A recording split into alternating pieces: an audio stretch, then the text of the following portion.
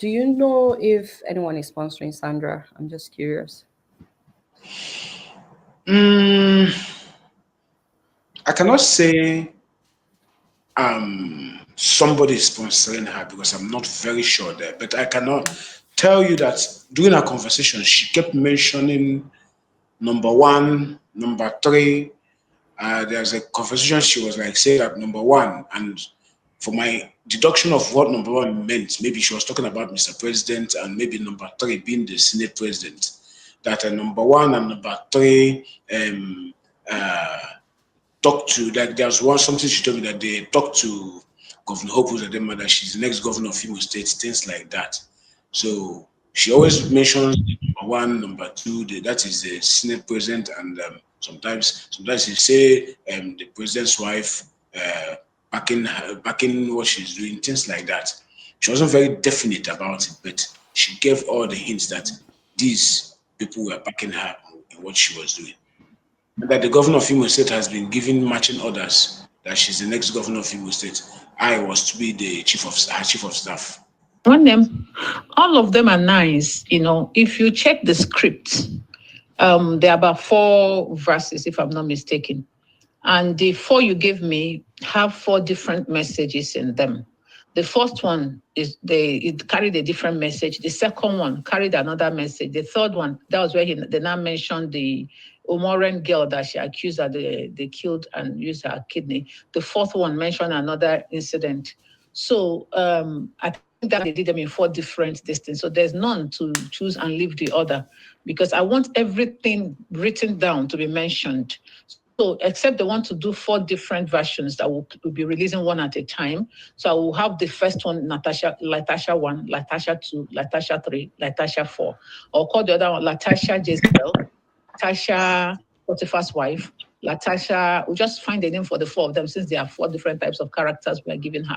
So one can be Natasha Jezebel, Natasha Delilah, Natasha Potiphar, Natasha Atalaila, that kind of a thing. So that will make the 4 different ones where the 4 different issues will be mentioned. But 4 of them I like.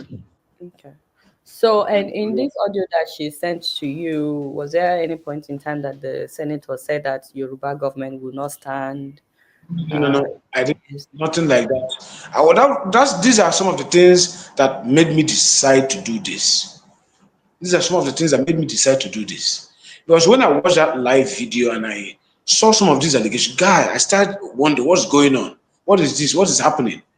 Now, for instance, telling us that the senator made such allegations against you, you are kind of like it's treasonous against the Yoruba government.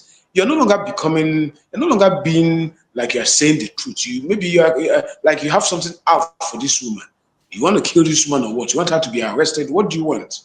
And okay, even on that live, because I was expecting her that, okay, since she was making these allegations, maybe she play those audio for us during the live, so people will hear them. She didn't play them. How many of you remember this man, Godswill Akpabio, the man that brought disrepute, disgrace, and embarrassment to the office of Senate President of the Federal Republic of Nigeria? At a time, Nigeria was at a very dire need, requesting and sorting for leadership, accountability, commitment, responsibility.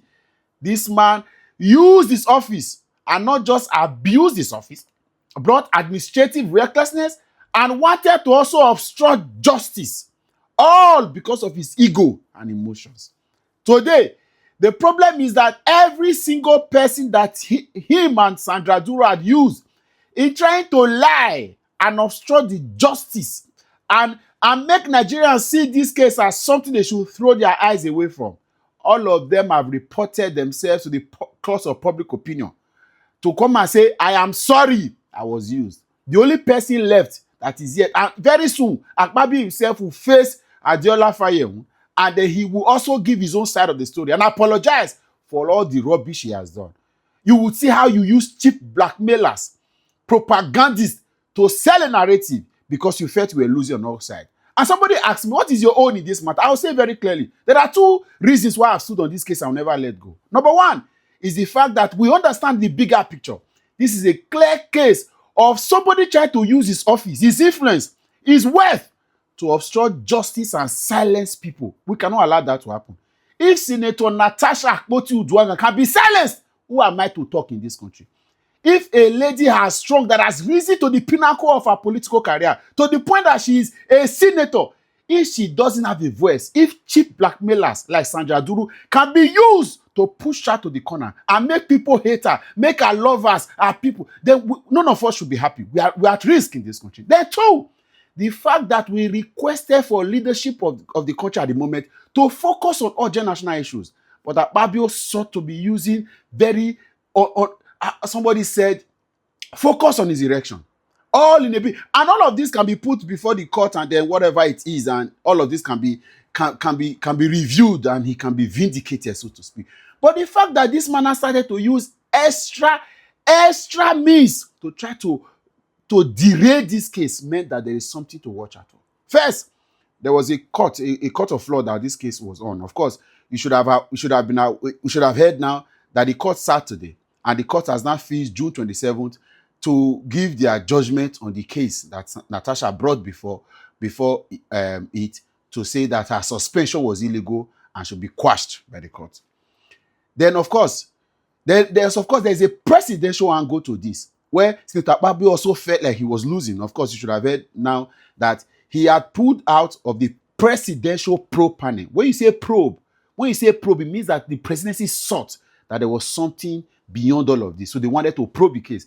The Vice President Kazim Shettima, the NSA Nuhu Ribadu, the Attorney General of the Federation and Minister of Justice, as well as representative of both Natasha and Akpabio, were members of the committee to probe into this case and then get a resolution on it. Akpabio has pulled out of it. So this is the particular video where that happened. Akpabio's decision to step down from our presidential panel investigating sexual harassment allegations made by Senator Natasha Akpoti-Uduaghan. The reason he's pulled out is, of course, because he has not seen. Instead of him to face the probe panel and go and let them hear his case, he rather use people like Sandra Duru, Professor Ogbeke, to sell a wrong narrative and say that Natasha said she wanted to bring down this Yoruba government. How can a single individual say she wants to bring down Yoruba government? Of course, that was a propaganda. The same person went on to lie that Natasha said that Nigerians are hungry and gullible, again, to ensure that Nigerians that are supporting her pull away from it. They also added, I'm talking about Sandra Duru and Godswill Akpabio, because for all I am concerned with, both of them are working together. They also added that Natasha said that she paid Dr. Obie Ezekwesili 200 million naira. In all of this, it was her narrating it on a live session and refused to play the purported or the said audio of her conversation with Natasha.